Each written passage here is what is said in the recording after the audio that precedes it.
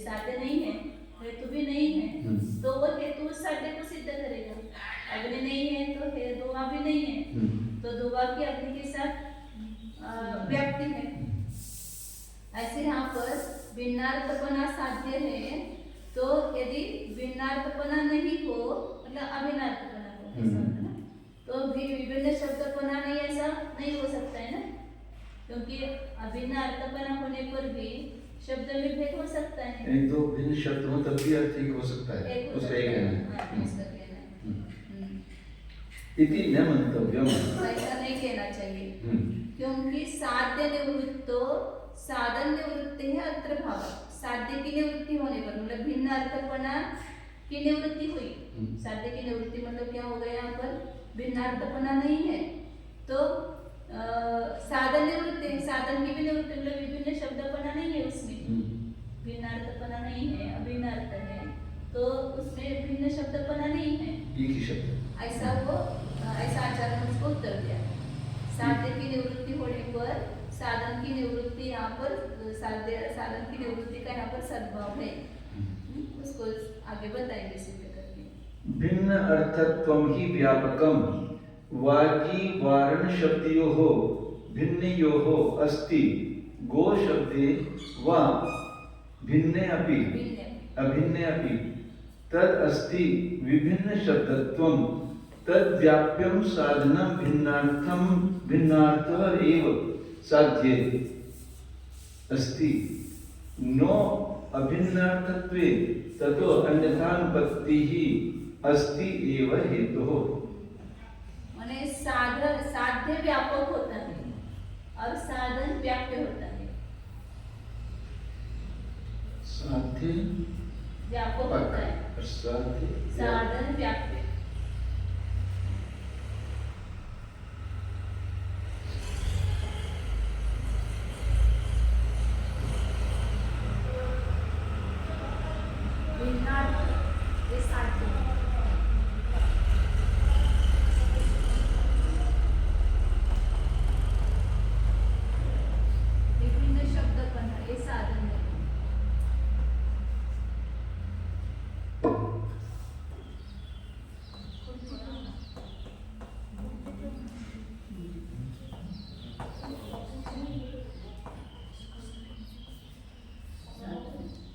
साध्य जो होता है वो व्यापक होता है और साध्य जो साधन होता है वो व्याप्य होता है। तो व्याप्य से नियम से व्यापक की सिद्धि होती है, व्यापक से नियम से व्याप्य की सिद्धि नहीं होती, लेकिन व्याप्य जहाँ पर है वहाँ पर व्यापक नियम से हो। तो यहाँ पर कहना विभिन्न शब्द ये व्याप्य है, तो विभिन्न शब्दपना दो में भी हो सकता है, भिन्नार्थ में भी हो सकता है, अभिन्नार्थ में भी हो सकता है, लेकिन जब तक भिन्नार्थ नहीं है तो विभिन्न शब्द हो ही नहीं सकता। अर्थ भेद हो तो ही वहाँ पर शब्द भेद होगा। तो इसलिए ये साधन हमारे इसके साथ में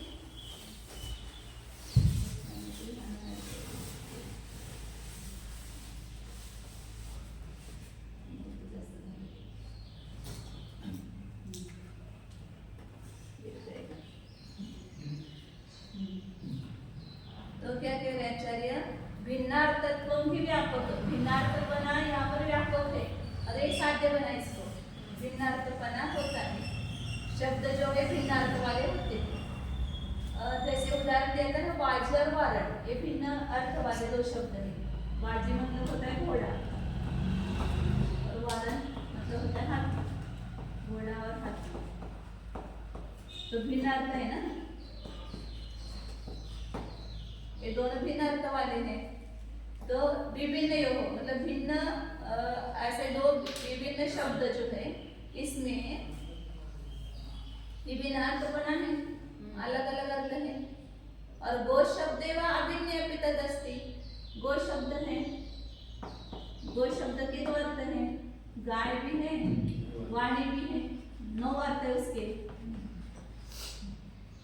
तो भिन्नार्थ होने पर भी विभिन्न शब्द हो सकता है और अभिन्नार्थ होने पर भी विभिन्न शब्द हो सकता है। ऐसा उनको कहना है कि अभिन्न अपि तदस्ति, मतलब अभिन्न शब्द वो शब्द में भी भिन्न अर्थपना है। विभिन्न शब्द तो तद व्याप्य, विभिन्न शब्दपना यह क्या है? व्याप्त है, विभिन्न शब्दपना व्याप्त है। और वो साधन है, वह विभिन्न अर्थ एवं साध्य अस्ति। वह विभिन्न शब्दपना कब होगा? विभिन्न अर्थ होने पर ही होगा। दो शब्द भिन्न है तो वो भिन्न अर्थ होगा तो ही दो शब्द होंगे। भिन्न अर्थ बनाए तो वो दो शब्द होंगे नहीं, इसलिए उसको व्यापी कहते हैं, कम में रहता है।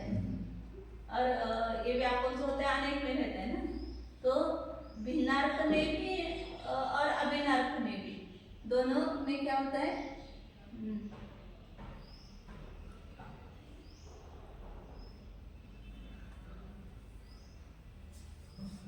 ये जो भिन्नार्थपना है, ये भिन्न अर्थ वाले दो शब्दों में भी होता है और अभिन्न अर्थ वाले मतलब एक शब्द में भी अलग, अभिन्न एक शब्द में भी होता है, ऐसा उनका कहना है। इसलिए वो व्यापक है। गो शब्दे अभिन्नेऽपि तदस्ति। कौन? विभिन्न अर्थपना जो है वो एक अभिन्न शब्द में भी होता है।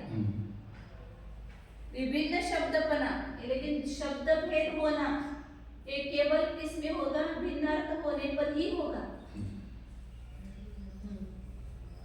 ये व्यापक तो इसमें भी होगा और इसमें भी होगा, लेकिन व्याप्य जो है वो केवल इसमें इसके साथ रह रहा है। तो जहाँ पर विभिन्न दो शब्द अलग हैं तो वहां पर नियम से अर्थभेद होगा ही, ऐसा कहना है कि विभिन्न शब्दपना तद्व्याप्यं साधन विभिन्न अर्थ एवं साध्य अस्ति। विभिन्न शब्दपना जो व्याप्य है वह साधन है, वह विभिन्न अर्थ में अर्थरूप साध्य के होने पर, भिन्न अर्थरूप साध्य के होने पर ही विभिन्न शब्दपना होगा। इसलिए उसमें अन्यथा होती है। नो अभिन्न अर्थत्वे, अभिन्न अर्थपना होने पर दो भिन्न शब्द नहीं होंगे। एक ही अर्थ है और दो अलग शब्द है, ऐसा नहीं होगा। को तो एक अभिन्न अर्थ है और उसके दो अर्थ हो रहे। नहीं, यहाँ तो एक ही शब्द है, दो शब्द। हाँ। इसके दो अर्थ। हाँ। लेकिन यहाँ पर विभिन्न शब्द, दो अलग शब्द है। वो तो ठीक हो गया, दो अलग शब्द हैं तो उनके जल और सलील, हाँ? जल और सलील, हाँ? दो भिन्न शब्द है। हाँ। उसमें नियम से भिन्न अर्थ बना हाँ, ठीक है। ऐसा है। हाँ। अभिन्न अर्थ में दो भिन्न शब्द नहीं होंगे, ऐसा। अभिन्न अर्थ में दो भिन्न विभिन्न शब्दपना, विभिन्न शब्दपना भिन्न अर्थ में भी पाया जाएगा, अभिन्न अर्थ में नहीं पाया जाएगा। गो को अभिन्न अर्थ लेंगे नहीं लेंगे? गो को अभिन्न अर्थ नहीं है, वो शब्द अभिन्न है। हाँ। उसके अर्थ अनेक। हाँ। तो वहाँ पर भले ही वो अर्थ भेद है उसमें, हाँ। लेकिन शब्द तो एक है। हाँ। लेकिन यहाँ पर कह रहे कि विभिन्न शब्दपना जो है वो विभिन्न अर्थ के बिना नहीं हो सकता। तो इसके साथ जैसे अग्नि के अभाव में धूप का अभाव है, लेकिन अग्नि के सद्भाव में धूप का सद्भाव होना ही चाहिए, जरूरी नहीं। लेकिन जब भी धुआं होगा तब अग्नि के बिना नहीं होगा। ऐसे यहाँ पर जब भी भिन्न शब्दपना है तो भिन्नार्थपना नियम से होगा। भिन्नार्थपना होगा तो ही वहाँ पर विभिन्न शब्दपना होगा। न अभिन्न अर्थ। हाँ, तथा अन्यतानुपत्ति अस्ति एव हेतु, इसलिए हेतु की तो अन्यतानुपत्ति है ही। साध्य के साधन के साथ जरूरी नहीं है, इसलिए साधन के साध्य के साथ अन्यतानुपत्ति चाहिए।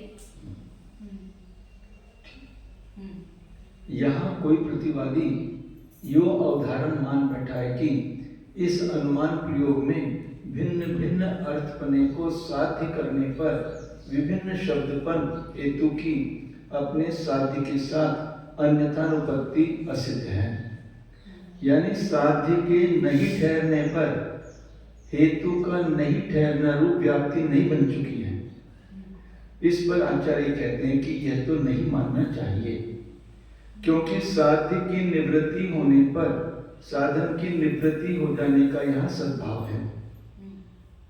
विशेष स्वरूप करके भिन्न हो रहे वाजी और वारण शब्दों में व्यापक हो रहा भिन्न भिन्न अर्थपना साध्य वर्त रहा है, अथवा सदृश स्वरूप करके भिन्न हो रहे 11 गो शब्दों में भी वह वाणी आदि भिन्न अर्थपना साध्य विद्यमान है।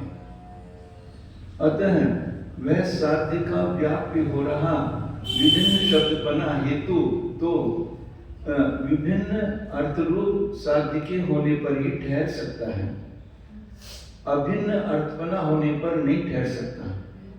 अर्थ में अभेद हो तो शब्द में भेद नहीं होगा। इस कारण से हेतु की अन्यथानुपत्ति है ही। समीचीन व्याप्ति को रखने वाला हेतु अवश्य साध्य को साध देता है। नाना अर्थों का उल्लंघन कर एक अर्थ की अभिमुखता से रूढ़ी कराने वाला होने के कारण भी यह न समभिरूढ़ कहा जाता है। या दूसरा अर्थ बता रहे, समभिरूढ़ का अर्थ कहा जाता है कि यहाँ पर लागू होता है वो कि एक शब्द के अनेक अर्थ है, लेकिन उस अनेक अर्थ को स्वीकार न करके एक ही अर्थ को जो स्वीकार करता है, एक रूढ़ अर्थ को स्वीकार करता है। गो को गाय ही समझ में कहेगा, गो का अर्थ गाय ही है, वो वाणी अधिक नहीं कहेगा कि जो रूढ़ शब्द है उसी अर्थ में वो शब्द प्रसिद्ध है। गो यह शब्द वचन, दिशा, जल, पशु, भूमि, रोम, वज्र, आकाश, बाण, किरण, दृष्टि, इन 11 अर्थों में वर्तमान हो रहा सींग सासना वाले पशु में रूढ़ हो रहा है। जितने शब्द होते हैं उतने अर्थ होते हैं। इसी प्रकार दूसरा उपनियम योग भी है कि जितने अर्थ होते हैं उतने शब्द भी होते हैं। जितने शब्द उतने अर्थ और जितने अर्थ उतने शब्द। 11 अर्थों को कहने वाले गो शब्द भी 11 हैं। गो शब्द एक नहीं सकते, 11 अर्थ है तो गो सब में गो शब्द अलग अलग ही है। बाहर से आपको एक लग रहा है, लेकिन वो वाणी को कहने वाला गो शब्द अलग, इसको कहने वाला गो शब्द अलग। गकार के उत्तरवर्ती ओकार इस प्रकार समान वर्णों की अनुपूर्वी होने के कारण एक के सदृश शब्दों को व्यवहार में एक कह दिया गया है।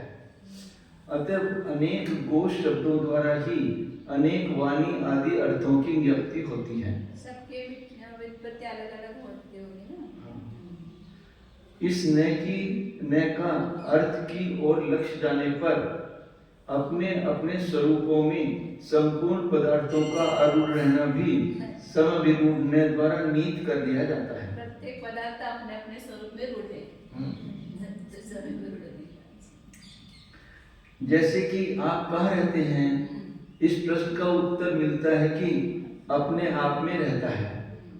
निश्चयपन से निश्चय से संपूर्ण पदार्थ अपने अपने स्वरूप में हैं। संप्रति एवं भूतम नयम व्याचष्टे।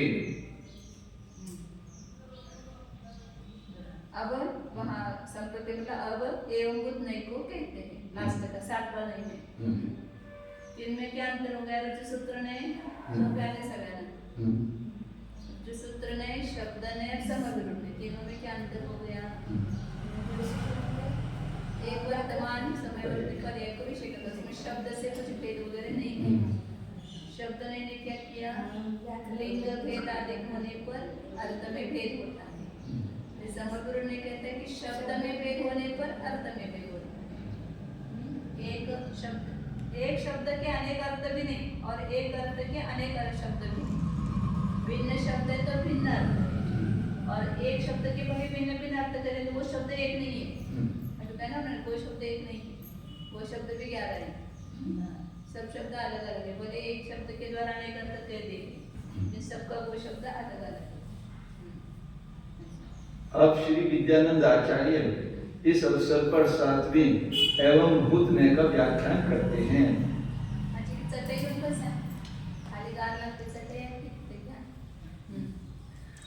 तत्क्रिया परिणामोऽर्थस् तथैवेति विनिश्चयात् एवं भूतेन नीयेत क्रियांतर परान्मुख तत्क्रिया परिणामोऽर्थस् तथैवेति विनिश्चयात् एवं भूतेन नीयेत क्रियांतर परान्मुख। तत्क्रिया परिणाम से परिणाम परिणत जो पदार्थ है वह अर्थ है। और तथैव इति निश्चय, उसी प्रकार है ऐसा निश्चय करने से। एवं बुद्ध ने क्या करता है कि जिस क्रिया से परिणत वह पदार्थ है उसी रूप से उसका निश्चय करता है। जैसे पूजा कर रहा है तो अभी उसको क्या करेंगे, पुजारी। अब वो पुजारी आकर के बैठेगा तो पुजारी है क्या, वो नहीं। क्रिया से परिणत है क्या, पुजारी। जब कर रहा था अभिषेक तभी उसको पुजारी कहेंगे। अब यहाँ पर आकर आप तब पुजारी थे, अब आप क्या हो गए, अभी आप कौन हो, अभी श्रोता। सुनने रूप क्रिया कर रहे हैं तो श्रोता है। अभी दुकान पर जाओगे कुछ लेने के लिए तब क्या बनोगे, ग्राहक बनोगे। पर शिक्षक पढ़ा रहा है तब उसको क्या करेंगे, अध्यापक। और यहाँ करके सुन रहे तो अध्यापक है क्या, नहीं, वो सब वो श्रोता है। तो उस क्रिया से परिणत जो पदार्थ होता है उसी को उस रूप से कहना, उसको एवं नहीं कहते हैं। क्रियांतर परांग का, दूसरी क्रिया से परांग होना चाहिए, उसी क्रिया रूप से परिणत होना चाहिए, तभी उसको वो नाम दिया जाएगा। पढ़ा रहे तब अध्यापक, पूजा कर रहे तब पुजारी। वो गाय बैठी हुई है तो उसको गो नहीं कहेगा यमदूत ने। अब समवर्ण से ये सूक्ष्म हो गया ना, वो चल रही है तभी वो गो कहेगा उसको। बैठ रहे तो यमदूत ने उसको गो नहीं कहेगा। गो माने गच्छति थी गौ, जो जाती है वो गाय है। अब चल रही है तो उसको गाय बोलेंगे, बैठी है तो उसको गाय नहीं कहेंगे, क्योंकि चलने रूप क्रिया से परिणत नहीं है। तो यमदूत ने उस क्रिया से परिणत पदार्थों को ही उस रूप कहता है, अन्य समय में नहीं। एवं भूत न करके उसी क्रिया रूप परिणाम को धार रहा अर्थ इस प्रकार के ही यो विशेष रूप से निश्चय कर लिया जाता है। अतः यह अन्य क्रियाओं में परिणत हो रहे उस अर्थ को जानने के लिए अभिमुख नहीं होता है। अर्थात जिस समय पढ़ा रहा है उसी समय अध्यापक कहा जाएगा, भोजन करते समय वह अध्यापक नहीं है। जिस धातु से जो शब्द बना है उस धातु के अर्थ अनुसार क्रिया रूप परिणमते क्षण में ही वह शब्द कहा जा सकता है। एवं भूत ने अन्य क्रिया रूप परिणत हो रहे अर्थ से परामुख रहता है। समविरूढ़ ही शकन क्रियायाम सत्याम असत्यायं च देवराज अर्थस्य शक्र व्यपदेशम अभिप्रैति। पशो गमनं क्रियायां सत्याम असत्यां च गोव्यपदेशवत् तथा रूढ़े सद्भावात्। शब्दने से क्या हुआ था कि इंद्र शक्र पुरंदर तीनों का लिंग एक है, तो तीनों का अर्थ एक है। लिंग भेद है तो ही उसमें अर्थ भेद है। और समविरूढ़ ने क्या कहा रहता है कि शब्द भेद है तो अर्थ भेद है। जैसे समविरूढ़ ने से तीन शब्द बताए थे, इंद्र शक्र पुरंदर। इंद्र मतलब जो शोभायमान दिखता है, और शक्र मतलब जो जम्बू दीपाली को रखने की क्रिया से करने में समर्थ है, वो क्रिया कर रहा है तभी उसको शक्र कहेंगे। तो शक्र क्रिया के होने पर या नहीं होने पर, लेकिन समविरूढ़ ने वो क्रिया करने पर ये वो शब्द नहीं कहेगा कभी भी। लेकिन शक्र शब्द का अर्थ इंद्र नहीं होता, इंद्र शब्द का अर्थ शक्र नहीं होता, दोनों शब्दों का अर्थ अलग है। लेकिन एक क्रिया करते समय दूसरा शब्द का प्रयोग हो सकता है समविरूढ़ में। मतलब इंद्र सभा में बैठा है तो भी उसको पुरंदर कह सकता है, लेकिन वो अर्थ नहीं कहेगा नगर विदारण के अर्थ में। तो लेकिन यहाँ पर आगे बताएंगे कि समविरूढ़ का पहला बता रहे हैं कि शकन क्रिया मतलब संभव रूप जो करने की शक्ति रूप जो क्रिया है उसके होने पर और नहीं होने पर भी देवराज रूप जो पदार्थ है, इंद्र नामक जो व्यक्ति है, उसमें शक्र व्यपदेश उसमें अभिप्रेत था। पशु जो है वो गमन क्रिया कर रही, गाय बैठी है तो भी समविरूढ़ ने क्या कहेगा, उसको गाय कहेगा। खा रही तो भी गो है, चल रही है तो भी गो है। लोगों गो गमन क्रिया हो या न हो तभी उसको गो संज्ञा से कह सकता है समविरूढ़ में। एक गाय है, एक गाय बैठी ऐसा कहेगा।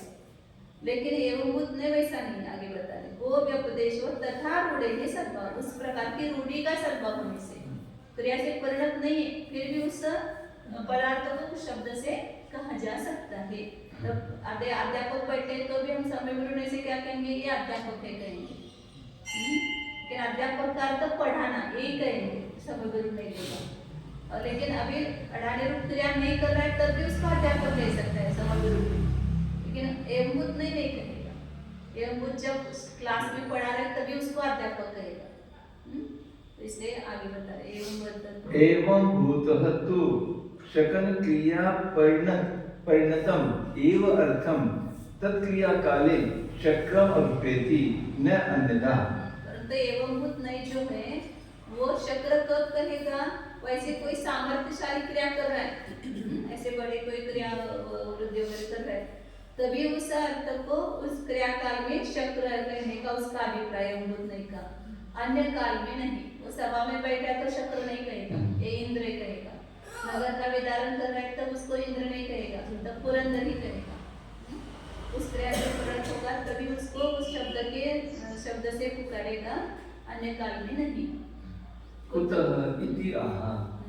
ऐसा क्यों है तो आगे वार्तिक में बताएंगे।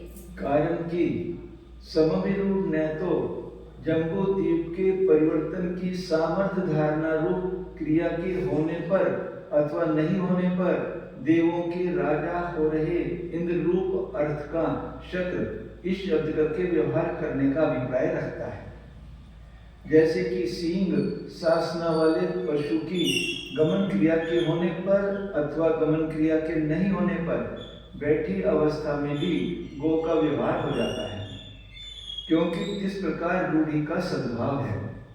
यानी दूसरे ईशान सनत कुमार आदि इंद्र या अहमिंद्र भी जम्बू द्वीप के पलटने की शक्ति को धारते हैं, फिर भी शक्र शब्द सोधर्म इंद्र में रूढ़ हो रहा है। इसी प्रकार गच्छति स गौ इस निरुक्ति द्वारा बनाया गया गौ शब्द भी बैठी हुई, चलती हुई, सोती हुई गाय में या खाते हुए, लादते हुए सभी अवस्थाओं को धारने वाले बैल में रूढ़ हो रहा है। दोनों एक पुल्लिंग पे स्त्रीलिंग में एक ही शब्द है, गो शब्द। बैल भी आता है इसका गो बलि वर्ग न्याय से स्त्रीलिंग, पुल्लिंग और नपुंसकलिंग तीनों जाति के गौ पकड़े जाते हैं, किंतु एवं भूत ने तो उस प्रकार की सामर्थ्य रखने की क्रिया करने रूप परिणति को प्राप्त हो रहे अर्थ को ही उस क्रिया के अवसर में शक्र कहने का अभिप्राय कर रखता है। पूजा करते समय, अभिषेक करते समय, भोग उपभोग भोगते समय आदि अन्य कालों में शक्र इस नाम कथन का अभिप्रेत नहीं रखता है। इस किस कारण से व्यवस्था बन रही है, ऐसी जिज्ञासा होने पर श्री विद्यानंद आचार्य उत्तर कहते हैं। योयम क्रियार्थमाचष्टे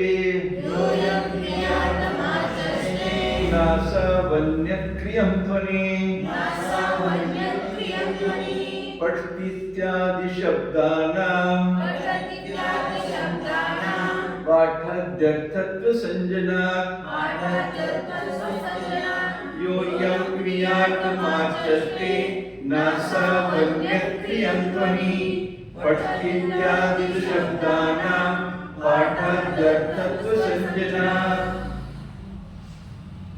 ऐसा क्यों है, ऐसा पूछा था ना, तो है कि जो यम क्रियार्थम आचष्टे, जो शब्द जिस क्रिया के अर्थ को बताता है, जैसे गो शब्द, गच्छ शब्द जाना अर्थ को बताता है, शक अर्थ, समर्थ अर्थ को बताता है, तो जो जिस क्रिया के अर्थ को बताता है वह न असो अन्य क्रिया ध्वनि, उससे दूसरी क्रिया की ध्वनि नहीं निकल सकती। जो शब्द जिस क्रिया को बता रहा है उसे दूसरी क्रिया का अर्थ कैसे निकलेगा। पठति इत्यादि शब्दानां पाठादि अर्थत्व संजनानां। पठति मतलब जो पढ़ता है, अध्ययन करता है, इत्यादि शब्दों का पाठादि अर्थपना उत्पन्न होने से, पठति शब्द से पाठ ही अर्थ निकलता है, उससे दूसरा अर्थ नहीं निकलता है। या पचती अर्थ से पकाना, अर्थ से पकाने क्रिया ही होगी।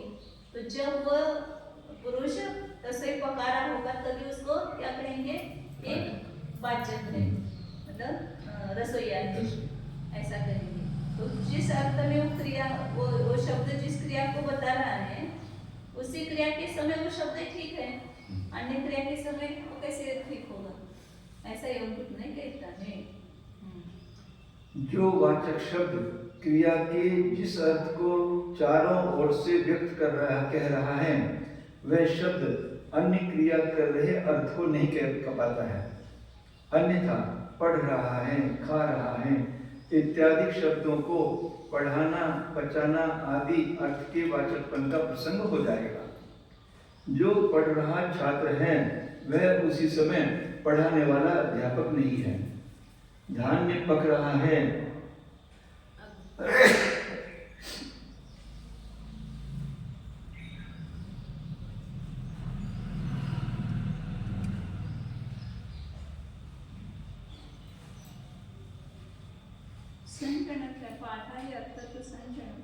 धान्य पक रहा है, अग्नि या आतप पका रहा है। नवगनी क्रिया का अर्थ न्यारा है। नौवेदन मतलब नौवेदन की क्रिया है। नवगन में नियंत्र के प्रयोग का अर्थ नियंत्र मतलब जैसे पढ़ना और पढ़ाना एक कर्तव्य और एक प्रयोजक है। नियंत्र मतलब प्रयोजक है इसको, तो दोनों का अर्थ अलग हो गया ना, स्वयं पढ़ रहा है और वो पढ़ा रहा है, तो दोनों में अर्थ और पी रहा है, माता खिला रही है, तो दोनों में अर्थ होगा। और नियंत्र के प्रयोग का अर्थ भिन्न है। अतः अपनी अपनी प्रत्ययवती प्रकृति के द्वारा वाच्य क्रिया में परिणत हो रहे अर्थ का इस एवं भूत ने द्वारा विज्ञापन होता रहता है। इस क्रिया को ये लगा करके, धातु को प्रत्यय लगा करके शब्द बनता है ना, तो किसी जैसी अर्थ क्रिया से बना है ना वो शब्द, तो उसी क्रिया से परिणत होगा तब उस शब्द का प्रयोग करेगा एवं भूत ने। पाकादि अर्थत्व संजना ऐसा पाठ मानने पर तो यूं अर्थ कर लिया जाए कि पढ़ रहा है का अर्थ पकड़ा, पढ़ रहा है का अर्थ पक रहा है भी हो जाएगा। ऐसा पाकादि में वही बोल रहे कि पटती और पाटादि अर्थ होता ही है, कैसे क्यों नहीं दिया वहाँ पर पाकादि ऐसा, पाटादि ना यहाँ पर पाकादि ऐसा करेंगे, तो पटती इत्यादि शब्द का पाकादि अर्थ भी होने लगेगा। यदि एक क्रिया से पूर्ण शब्द को यदि उस क्रिया का अन्य क्रिया हो सकती है तो पटती शब्द का अर्थ पाक आदि की भी हो जाएगा। बिल्कुल, इस प्रसंग को रोकने वाला कोई नहीं है। हाँ, न ही कश्चिद अक्रिया शब्दः अस्य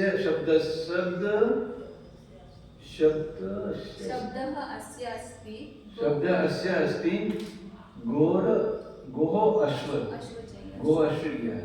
गोः अश्वः इति जाति शब्द अभिमतानाम् अपि क्रिया शब्दत्वात् आशुगाम्यः च अगाशुगामी अश्वः इति शुक्लः नीलः इति गुण शब्द अभिमता अपि क्रिया शब्दः एव।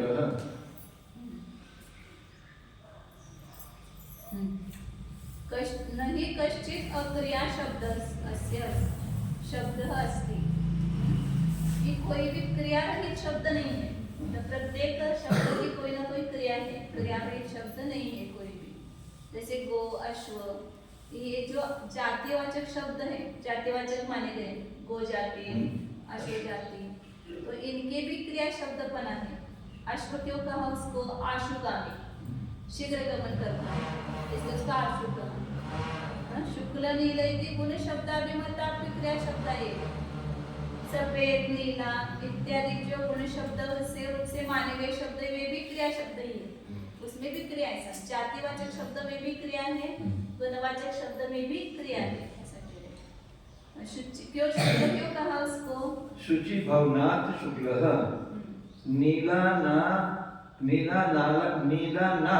नीलः इति देवदत्तः इति यदृक्ष शब्द अभिमता अपि क्रिया शब्दः एव देव एव एनं देयात् इति देवदत्तः यज्ञदत्तः इति। जैसे ऊपर के शब्द बताए ना कि इसमें भी क्रिया है, तो वहां पर शुक्ल क्यों कहा? सफेद करता है वो शुक्ल वर्ण, इसलिए उसको शुक्ल कहते हैं। नील बनाता है इसलिए उसको नील कहते हैं। देवदत्त, देव ने दिया हुआ, देवेन दत्त, देव ने दिया हुआ।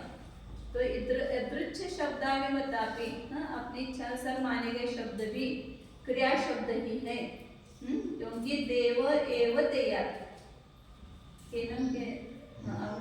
देव इसको देता है, तो देव के द्वारा देने योग्य है, इसलिए वो देवदत्त है। यज्ञ के द्वारा दिया गया है तो इसको यज्ञदत्त कहा, मतलब इसमें भी क्रिया है, ऐसा बता रहे। संयोगी द्रव्य शब्दः समवायी द्रव्य शब्द अभिमतः क्रिया शब्दः एव। और इतना ही नहीं, जो संयोगी द्रव्य शब्द है या समवायी द्रव्य शब्द है रूप से माने गए, वो भी क्रिया शब्द ही है। जैसे आगे उदाहरण दे रहे हैं, उसका दंडी कहते हैं ना, दंड का संयोग जिस पुरुष को हुआ उसको क्या कहते हैं? दंडी। वो भी क्रिया शब्द है। दंडः अस्य अस्ति इति दंडी, विशानम अस्य अस्ति इति विशानी इत्यादि पंचतैतु शब्दानां प्रवृत्तिः व्यवहार मात्रात् न निश्चय आदि निश्चयात् इति अयं मन्यते। दंडी ऐसा कहा ना, तो उसमें भी वो क्रिया शब्द है, वो बता रहे कि दंड इसके है इसलिए उसको क्या कहा? दंडी। जिसको सींग है विषानी, जैसे पशु को विषानी कहा, तो विषान इसके है इसलिए उसको विषानी। इस प्रकार 5 प्रकार से क्या? पंचतैतु, 5 प्रकार से शब्दों की प्रवृत्ति होती है, व्यवहार मात्र से, न निश्चय से नहीं। इस प्रकार अयम देह योगबुद्ध ने मानता है।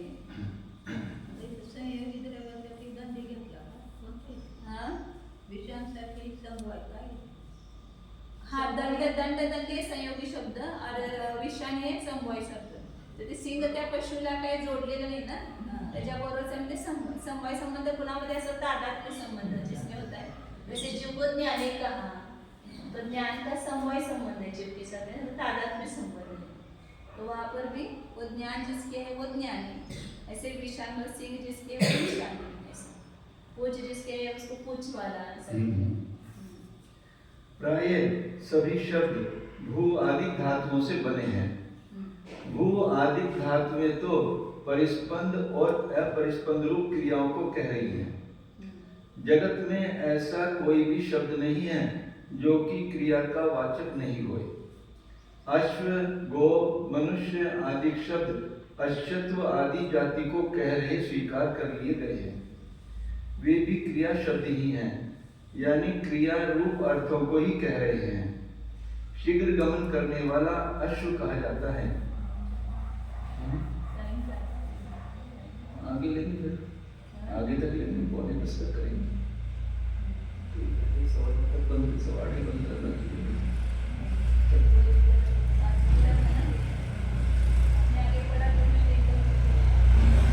कोई बात नहीं।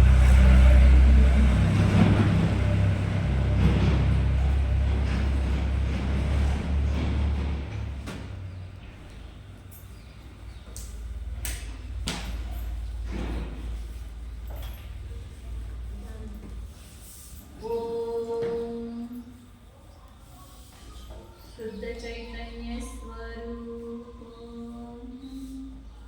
ज्ञानानंद स्वरूप, शुद्ध एक